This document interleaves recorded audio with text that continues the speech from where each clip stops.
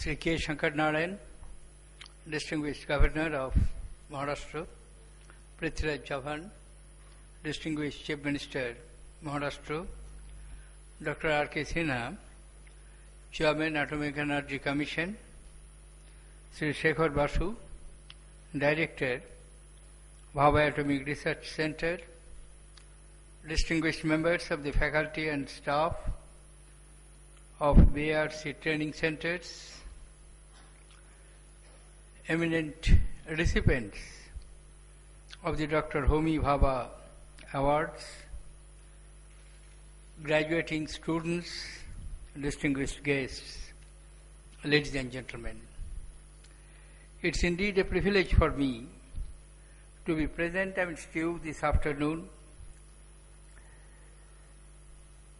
in that Bhabha Atomic Research Center.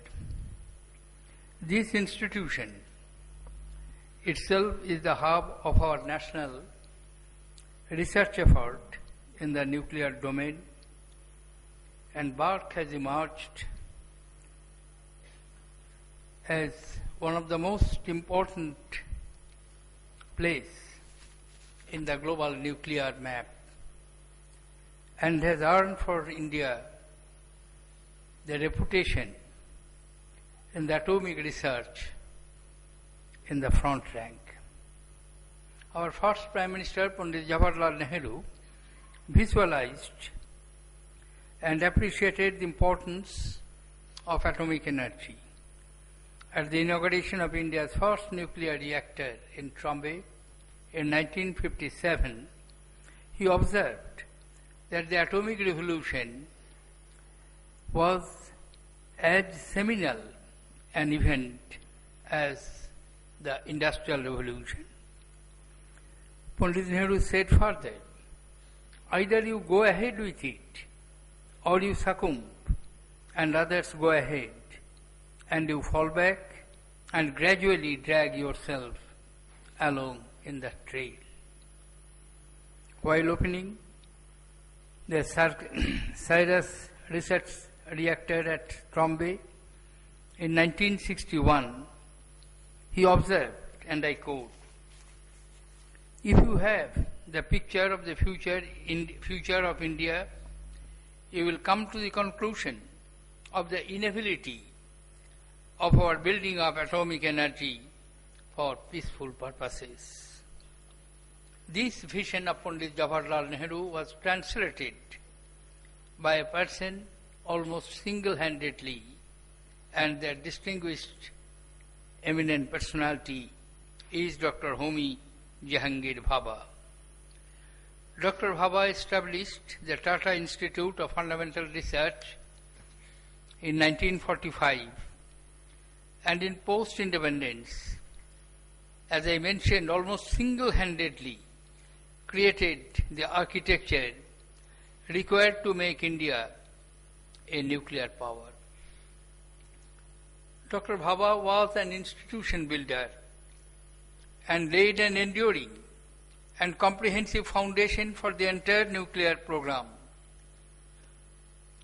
With acumen and foresight, Dr. Bhabha said, when nuclear energy has been successfully applied to power production in, say, a couple of decades from now, India will not have to look abroad for its experts, but will find them ready at hand, unquote. This training school, established in 1957, is a product of this wisdom.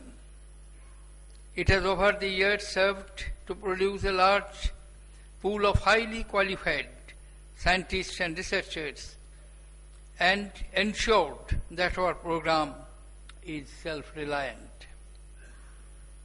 The creation of the Homi Bhabha National Institute as the academic wing of Department of Atomic Energy in 2005, currently an A-grade deemed to be university, is yet another important milestone in our quest for building a reservoir of experts.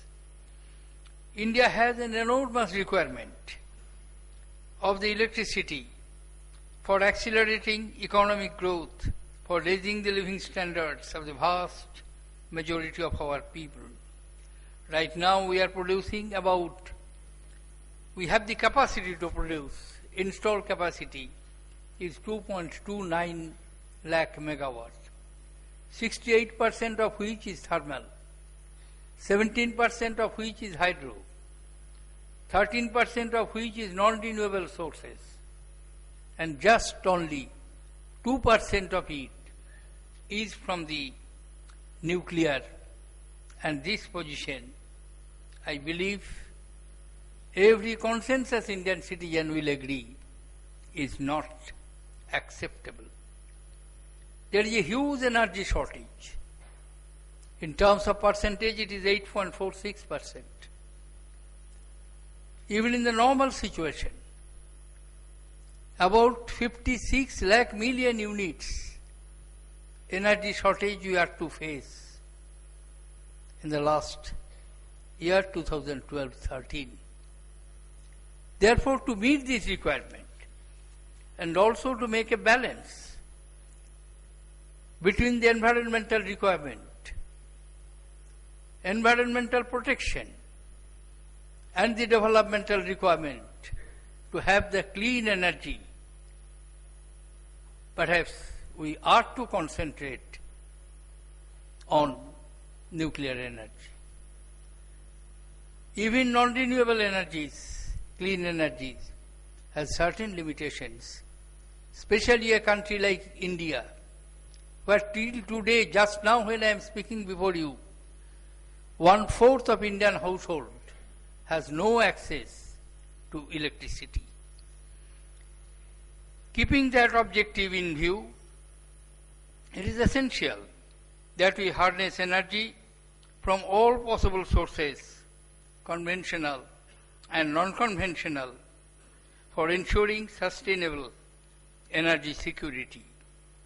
The need of the assured baseload energy availability throughout the year in all regions across our large country makes nuclear energy an indispensable option in the energy mix of India. In this context, Dr. Bhabha formulated a well-drawn-out 3-stage program of nuclear power production involving the closed fuel cycle option to make full use of the available nuclear fuel. India has established mastery over the entire fuel cycle of the pressurized heavy water reactor-based nuclear power plants in the first stage and is making progress in the march towards the second stage. Work on the prototype first breeder reactor at Kalpakkam is at an advanced stage. Alongside, Indian industry too has developed and provided valuable support to the country's nuclear program.